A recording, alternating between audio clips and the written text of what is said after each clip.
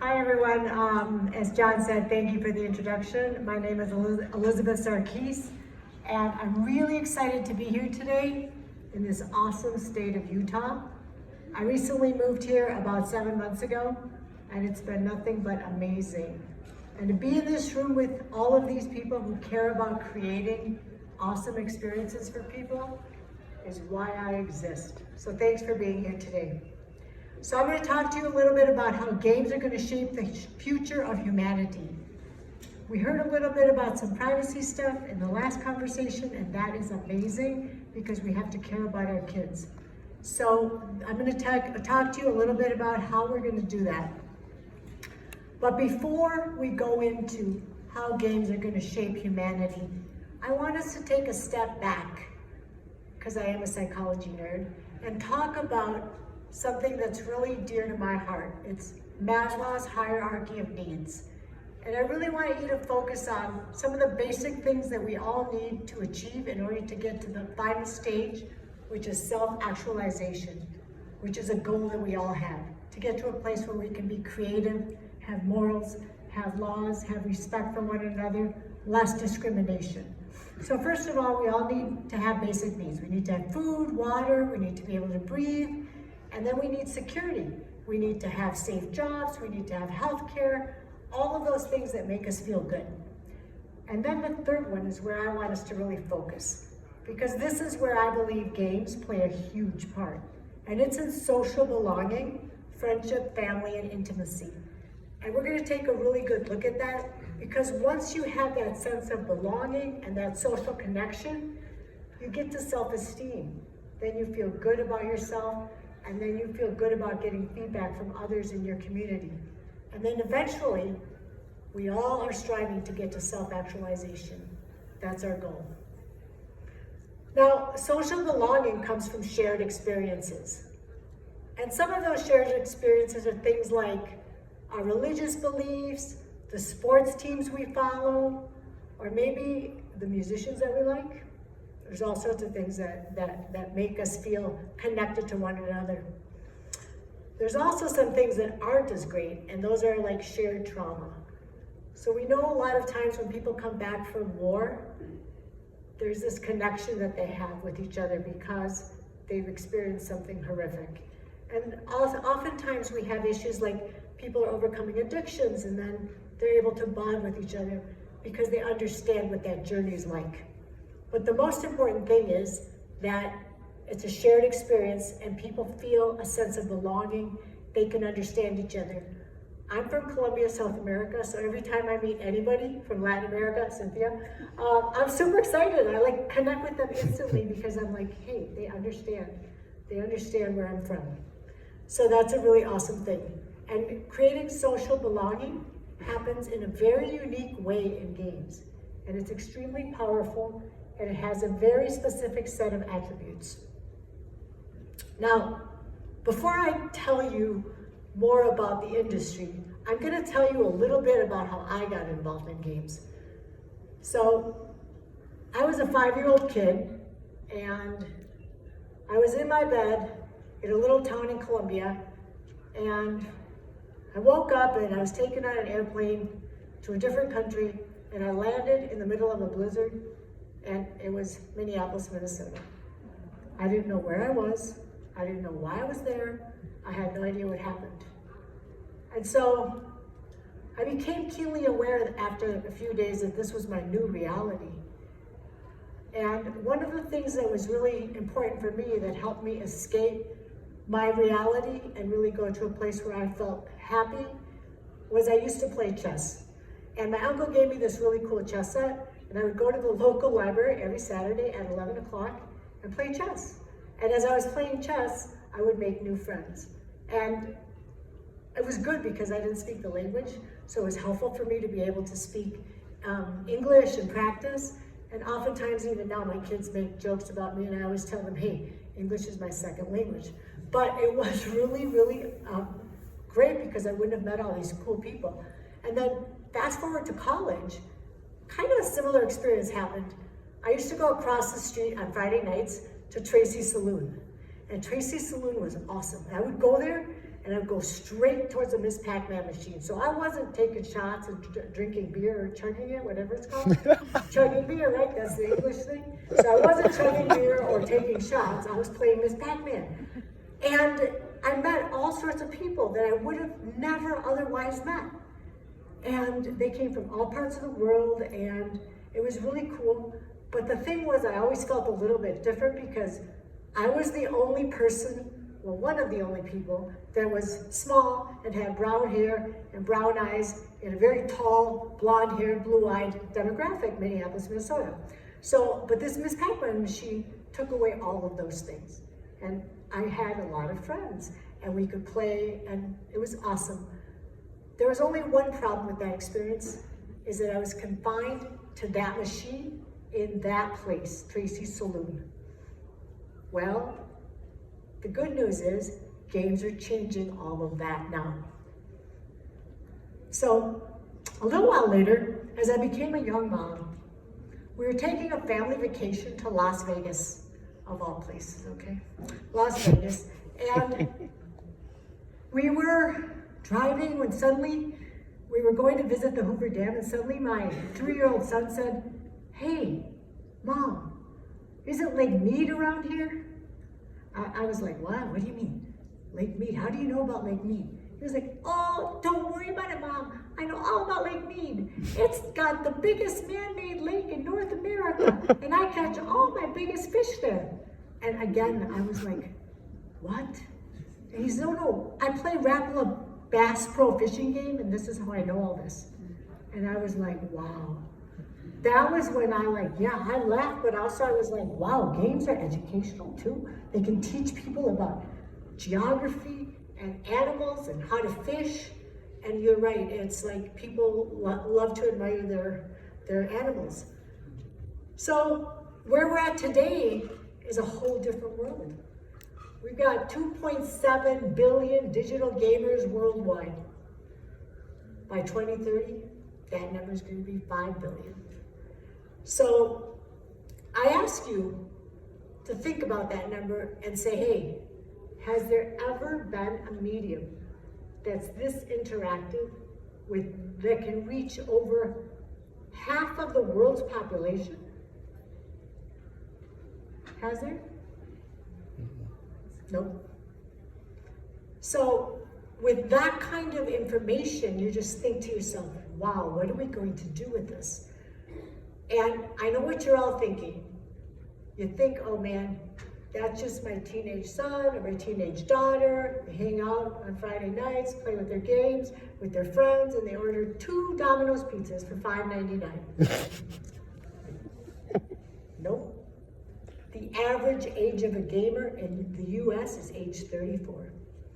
And the most fascinating statistics are that the female demographic is pretty much overcoming the male demographic in casual mobile games.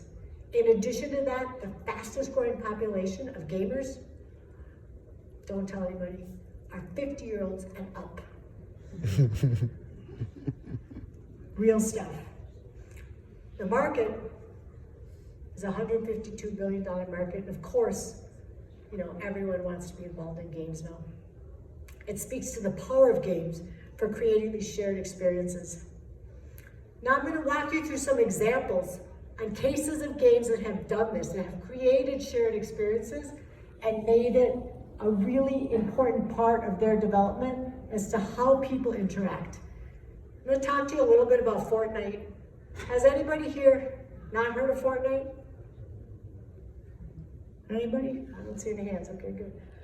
So Fortnite, what's amazing about Fortnite is it's in a little bit under 2 years, they've amassed over 250 million players worldwide. And what you can do in Fortnite is so cool because you can play with your friends, you can chat with your friends, you can go to concerts with your friends. And it's just so inclusive. People are playing it around the world. It's cross-platform. It's language agnostic. You name it, it's inclusive. So the power of games lie in the 3 fundamental things that are very significant for the social belonging aspect. And they're inclusive, they're collaborative, and of course they're interactive. We're kind of getting tired of just passively consuming information, and that's why video games are so exciting.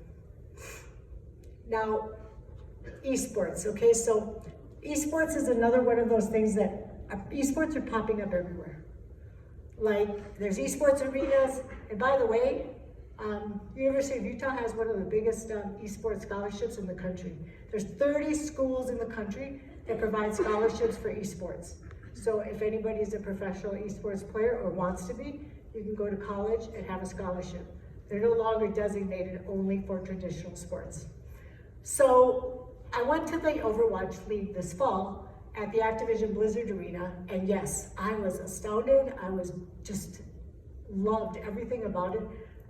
The production quality was terrific. The broadcasting was every bit as good as any other traditional sports broadcasting. All of it was fantastic. The merch store was remarkable. I bought my friend a hat, he wanted one, and it was great. But the most fantastic thing about being there was that I realized that when people walked into that arena, they came in as strangers and they left as friends. They had that shared sense of belonging. The other thing that it does, esports, is that it physically moves people out of their houses and into a physical space to interact. So yes, people can play at home anytime they want, but it also incentivizes them to go out to see these places and to interact with their friends and make new friends. So games stretch everywhere, beyond location, culture, language. This guy, he was so awesome. He helped me with my luggage in Bali last year as I had double arm surgery due to a very bad car accident. But he was playing Clash of Clans and he was waiting to help me bring my luggage over because I couldn't carry it.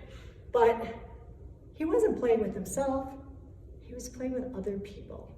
And so he was just like passing the time. It made him feel really happy, even for those few minutes. Now, games are allowing us to do things that we were never able to do. We have a lot of vets that have come back from war. You guys have heard all the things about post-traumatic stress disorder, anxiety, panic attacks. And one of the things that's been proven to really help them is video games and VR. So it's making them really enhance their experience to re-enter society, because a lot of the medications aren't working and they're just not equipped to deal with the realities of re-entry. And we have a whole lot of learning to do. But the good news is there seems to be some hope with both VR and video games. This is my favorite family, I'm not gonna lie. So this guy, his name is Kevin, and I recently met him a couple months ago when he was helping me move my belongings from Minnesota to Utah. And he has 2 daughters, and he told me that every single night, he and his family play Fortnite for 2 hours. This is how they choose to bond. This is their way of spending time together. And as you can tell from their high score, I think they're really good. Yeah, number 1 in this slide. But like, this is what they do every day. And he sends me continuous messages to tell me how his family's doing. Before, in the past, you know, like I think back to my childhood, if I spent time with my family, it was sat down in front of the television watching something. Nobody looked at each other, nobody spoke. Now, they're immersive, they're interacting, they're playing a game, whether it's this game or I'm just using this one as an example, it can be any game, but they're having fun with each other and they're connecting. So games, oh yes, my little friends. So games are also game developers are very aware of the fact that they want to make games available to everyone. And sometimes there's challenges, and these 2 guys couldn't play video games. Microsoft invented a really cool controller so that they could. And as you know, a lot of people like to play Minecraft.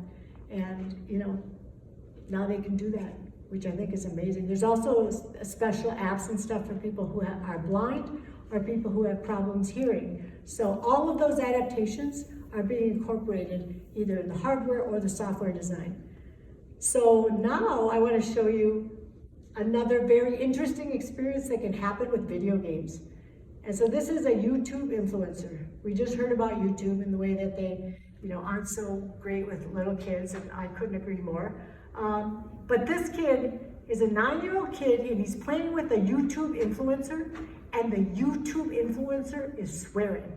And this 9-year-old kid happens to be this kid in Finland, and he said, "Hey, I don't like swearing." And so the YouTube influencer stopped swearing. And now he says, "Wow, this kid is really cute." I think he's really cute, but he's also a role model for that YouTube influencer, don't you? Now, this I think is like one of the most insightful and really relevant topics for us moving forward, because we've been in a decade where we've been very accustomed to just having information come to us passively, taking in the information and watching social media platforms. But the future will no longer be like that. The future will be interactive. And as Herman points out here, you hear about the Internet of Things. We're also going to have the Internet of Experiences in everything we do. We heard a little bit about Roblox, and yes, this is another one of those fantastic underlying technologies as an example, only an example of what's possible. Now, you don't have to be an engineer, a designer, or an animator to create games. You can actually learn to create games because there's this underlying technology that allows you to do that. So now I'm going to tell you a little bit about Global Gaming Initiative and how I first started in the industry. I used to stay awake every night, play Angry Birds. This is a true confession. I would have my iPad, I would have my iPhone, I would have the TV blasting for background noise, I would have all the lights on, and I would just stay awake until I couldn't take it anymore, and then I would pass out. But one time a week, my teenage son would come into my room and be like, "Lady, you gotta do something about this." And so yeah, I get the whole addiction thing. You gotta do something about this problem. So I was just like, wow, this is really a thing. Like there is so much power in this. It made me take a step back and say, hey, what can I do with this power? So that's when I decided to set up Global Gaming Initiative, which was a mobile game company that exists in order to allow people to connect with social causes and to learn about other people in the world and in a way have empathy with their situation. And this is, I've gotten a lot of customer feedback in my life, and this is by far the best thing I ever got. This was a letter from an 11-year-old girl.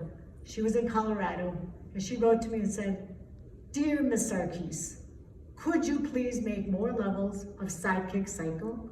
Because I want to help more kids get bikes so they can get to school." Now, Sidekick Cycle was a game that was strictly made so that people could understand that there was hardship on roads and kids were trying to get to school in very challenging places of the world.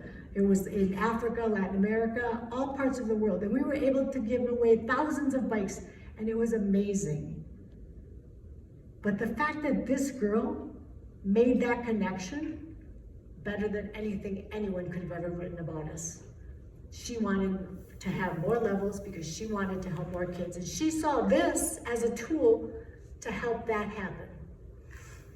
Of course, about a year later, our friends at Apple followed suit. And I was super pumped. I was like so excited because Apple said, hey, we're gonna create this campaign called the Red Campaign, and for 2 weeks, we're gonna take the top grossing apps and we're gonna donate part of the proceeds to support AIDS. That was their choice. And I was like, wow, great. So as you can tell, I'm sure you see this every year, and they run this campaign. They're using games for social impact. Now, games are also helping us make a lot of connections in the outdoors. So like Pokemon Go, I don't know if you guys played it or didn't or what you thought of it, but the thing that was amazing about Pokemon Go is that it got people out of their houses and they went out into nature and they went around with their friends, with their family, collecting these little Pokemon, and it was like pretty incredible. There was a period where there was more people doing that than on Facebook. So that's a very significant aspect to Pokemon Go. So gamification is obviously everywhere. And one of the things that I want to tell you about where it's especially helping people is this woman. You know, some of our I'm very sensitive to this because my mother was recently diagnosed with Alzheimer's and dementia.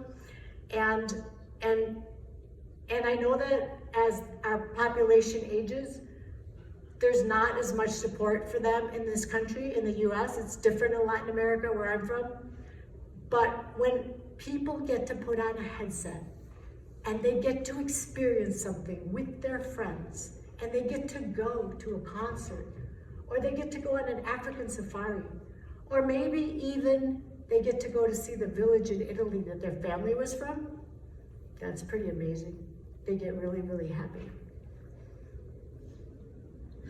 So gamification is everywhere. I just went to the health presentation in the VIP lounge, and it was really cool. And you know, for those of you that wear a watch like I do, or a Fitbit or anything, it's like these things are all helping us be our best selves. So all of these things are like reminding you, okay, take some more steps, go grab some water, or hey, don't stress, take a deep breath. So we're learning that all of these techniques are helping us win at life, to become better at whatever our goals are.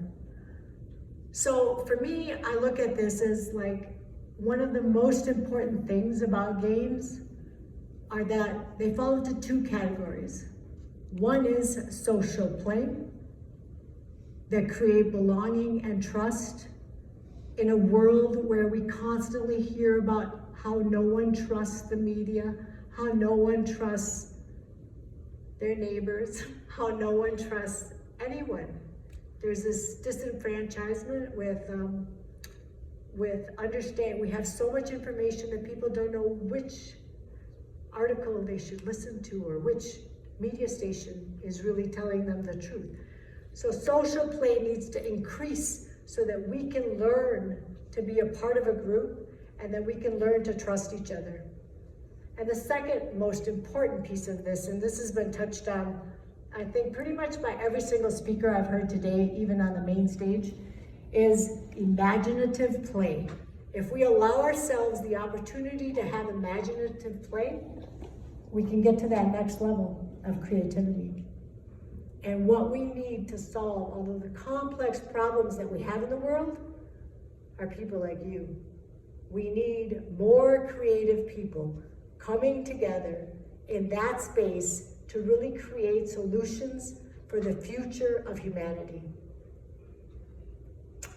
I believe that we will have a more empathetic, kind, and trusting world through shared play. Thank you.